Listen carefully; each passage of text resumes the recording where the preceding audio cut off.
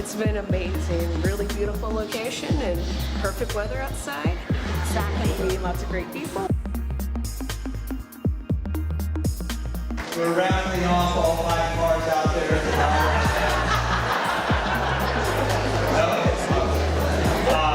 Anyway, we thank you for coming.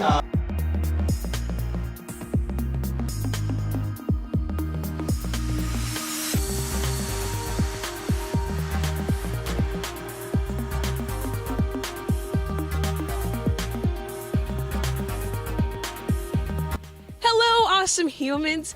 My name is Chantel, And my name is Anita. and we're here in St. Augustine, Florida at the beautiful St. Augustine Film Festival. And we're here with bUneke magazine and Gregory Von Haush. Ta-da. So, hello, good morning. Hey, Anita, how you doing? Good, how are you? Pretty good. So let's, I'm gonna throw a question at you. So we know the film festival in Fort Lauderdale and St. Augustine. The Fort Lauderdale is like twice as old as St. Augustine one, but what's the really difference between both of them? Well, actually, the Fort Lauderdale Film Festival is 34 years old, so it's almost 3 times as old. But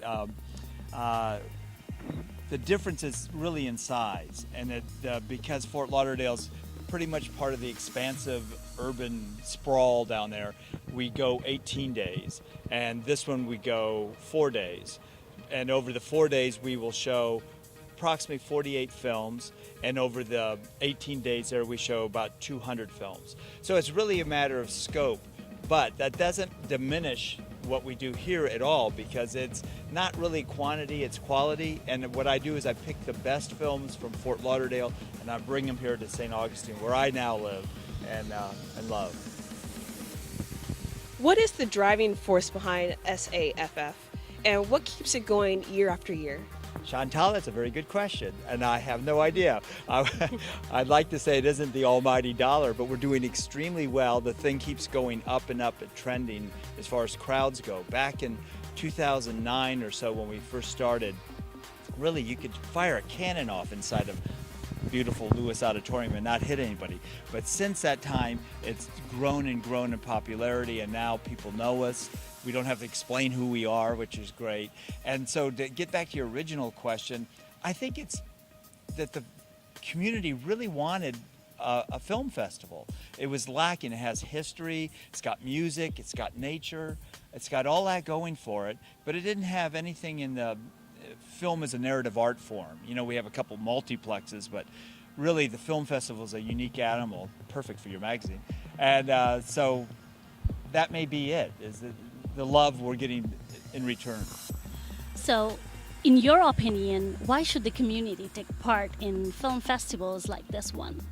Well, I really think that motion pictures and film is an American art form, one that we didn't invent. It was invented by the French in 1895, but we perfected it, improved upon it, and made it a global event. And since that time of the golden age of cinema, we've gotten away from the heart of cinema, which is, to quote Shakespeare, the play's the thing. So it's the heart that you put into it. It's not the special effects, the transformers, the comic book characters. It's really films that speak to the people that they can identify with, whether it's a comedy or a tragedy or a documentary, a sexy film, a thrilling film. It doesn't matter as long as it emanates from something that's true and connects with the audience. Even if it's sci-fi, something that they can believe in. Like if you look at Alien, that movie, it wasn't because it was a sci-fi movie, it's because you were pulling for her, you could identify with her, you could sympathize, empathize with her. And we think our movies are like that. And so I hope that answers your question. Yes, sir. I am a big movie lover myself, and I love film festivals, so I just have to ask you, what has film brought into your own life, and is it more than just a job for you? Oh, absolutely. When I went to school, I got my degree at Florida in theater, way back when. But then I started the Hippodrome Theater, and I was artistic director there for 15 years. And we would always do a very cinematic approach to to our plays, whether slides or music. We did the first stage adaptation of They Shoot Horses, Don't They? Next Stop Greenwich Village, Carnal Knowledge, a whole bunch of things like that we were always focusing on making them cinematic, because that was just a medium that really appealed to me. So there's great movie moments that just remain with you forever and ever. You know, I have a short film by Chuck Workman called Precious Images that won an Oscar in 1995, and it celebrated 100 years of filmmaking, all the way back to 1895 when the French did The Sneeze.